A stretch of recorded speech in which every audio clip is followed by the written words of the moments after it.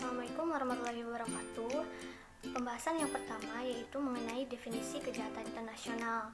Dalam putusan peradilan tindak pidana perang di Amerika dalam kasus hostages, definisi dari kejahatan internasional yaitu an international crime is such an act universally recognized as a criminal which is considered a grave matter of international concern and for some valid reason cannot be left within the exclusive jurisdiction of the state that would have control over it under normal circumstances.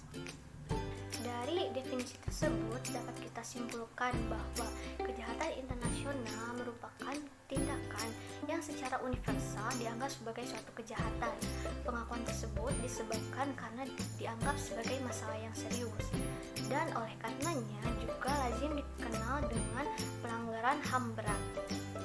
Akibatnya, ketika terjadi suatu kejahatan internasional, tidak hanya tunduk pada yurisdiksi negara tertentu, namun pada yurisdiksi semua negara atau dengan diterapkannya yurisdiksi universal yang telah dibentuk dalam lingkaran internasional. Baik, selanjutnya saya akan menjelaskan mengenai unsur-unsur kejahatan internasional. Kejahatan internasional memiliki 3 unsur. Yang pertama yaitu memiliki unsur internasional.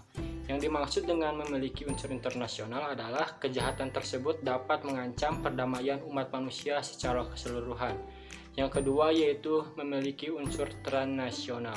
Unsur ini menunjukkan bahwa tindak pidana tersebut mempengaruhi keselamatan dan kepentingan lebih dari satu negara. Dan yang ketiga yaitu memiliki unsur keharusan.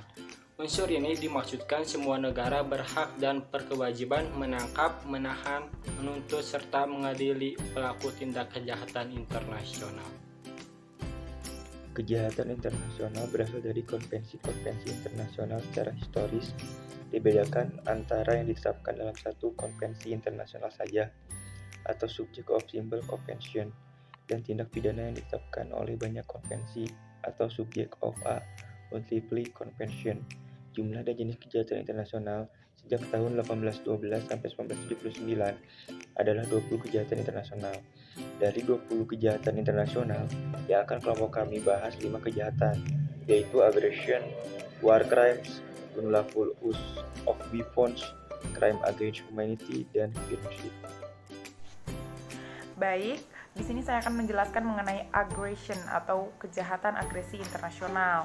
Nah, berdasarkan pasal 1 Resolusi 3314 Majelis Umum PBB 14 Desember 1974 disebutkan bahwa agresi adalah penggunaan pasukan bersenjata oleh suatu negara yang dapat mengancam keutuhan wilayah atau kedaulatan negara ataupun kemerdekaan politik dari negara lain atau dengan cara-cara lain yang bertentangan dengan piagam PBB.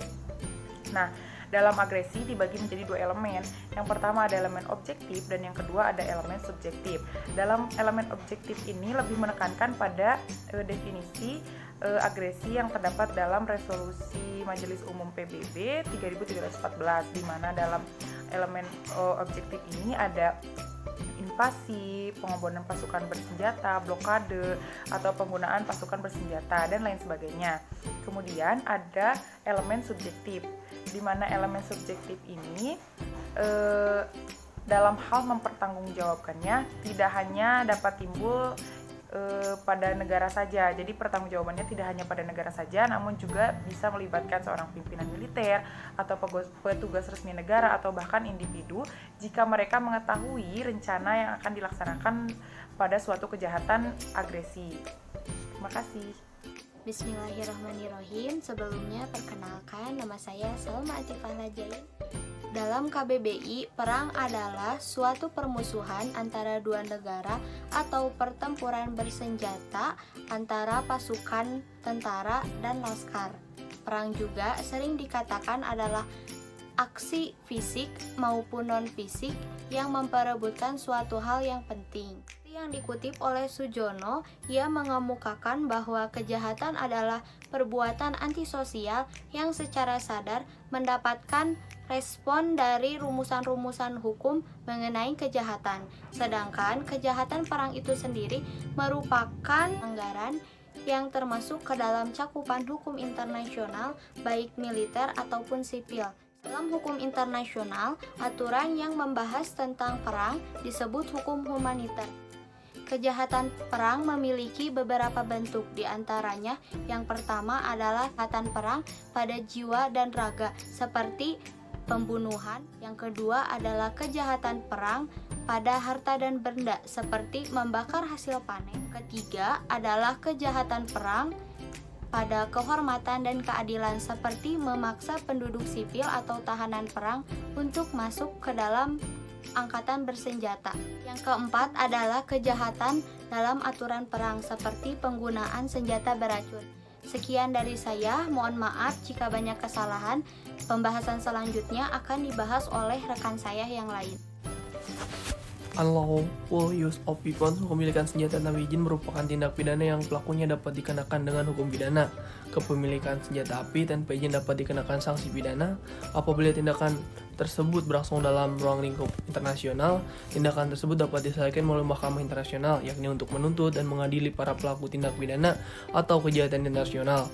Mahkamah Pidana Internasional didirikan berdasarkan Statuta Roma tahun 1998 yang merupakan hasil konferensi diplomatik yang berlangsung di Roma pada tanggal 15 sampai 17 Juli 1998. Kepemilikan senjata api di Indonesia tanpa izin dapat dikenakan sanksi pidana sesuai dengan ketentuan dalam pasal 1 ayat 1 dan ayat 2 Undang-Undang Darurat Nomor 12 Tahun 1951. Dengan berkembangnya zaman, berbagai senjata mengalami perubahan, bukan hanya senjata api, tapi ada inovasi dengan menggunakan bahan kimia untuk menjadi senjata. Sekitar tahun 80-an dibentuklah suatu badan, yaitu OPCW, yaitu Organization Prohibition of Chemical Weapons, yang merupakan organisasi yang bergerak untuk menantang penggunaan serta pengembangan senjata kimia. Pada kesempatan kali ini saya akan menjelaskan mengenai kejahatan terhadap kemanusiaan, atau dalam bahasa Inggrisnya adalah Crimes Against Humanity, merupakan kejahatan terhadap umat manusia yang mengacu pada pembunuhan massal dan ditujukan pada warga negara atau penduduk sipil. Pengertian lainnya dalam pasal 7 Statuta Roma menyatakan bahwa kejahatan terhadap kemanusiaan adalah perbuatan yang dilakukan sebagai bagian dari serangan yang meluas atau sistemis, yang dapat diketahui bahwa serangan tersebut itu ditujukan secara langsung terhadap penduduk sipil, yang berupa pembunuhan, pemusnahan, perbudakan, pemindahan penduduk secara paksa, penyiksaan, pemenjaraan atau perampasan berat, bentuk kekerasan seksual yang cukup berat, penganiayaan, kejahatan apartheid atau diskriminasi rasial, serta perbuatan tak manusiawi lainnya. Contohnya seperti kekejaman Nazi terhadap bangsa Yahudi Jerman, kasus Rohingya, insiden Rwanda, ataupun kejahatan kemanusiaan yang terjadi di wilayah Palestina. Assalamualaikum warahmatullahi wabarakatuh. Di sini saya akan menjelaskan mengenai definisi, latar belakang, dan cara mencegah dari kejahatan genosida. Nah, genosida ini memiliki arti yang terdapat sebuah tindakan kejahatan pembantaian besar-besaran secara sistematis terhadap suku bangsa atau kelompok dengan maksud untuk memusnahkan suatu etnis suku. Nah, genosida ini diatur pada pasal 7 Undang-Undang Pengadilan Hak Asasi Manusia. Nah, penyebab dari kejahatan genosida ini dilatar belakangi oleh suku, latar belakang agama, dan latar belakang rasial atau aspek kehidupan sosial di masyarakat. Nah, Gregory Santon yang merupakan seorang ahli mengemukakan 7 langkah untuk mencegah kejahatan genosida, yaitu klasifikasi, simbolisasi, organisasi, polarisasi, identifikasi, pemusnahan, dan yang terakhir adalah penyangkalan. Nah, sekian dari saya ya. Wassalamualaikum